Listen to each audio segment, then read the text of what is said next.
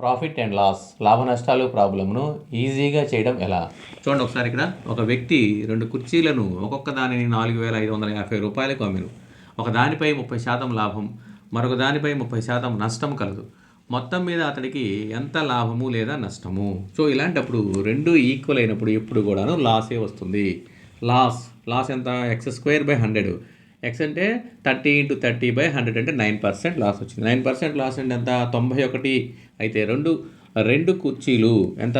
9,100 అయితే 100% అంటే కొన్న వెల 100 × 91/91. చూడండి ఇక్కడ మనకి ఎంత వచ్చింది? 1 టైం. సో కాబట్టి ఇక్కడ 10,000 వచ్చింది. ఏంటిది? కొన్న వెల 10, అమ్మిన వెల కాబట్టి నష్టము is equal to 10,000 minus 9,100, that is equal 900 రూపాయలు నష్టము. So answer is 900.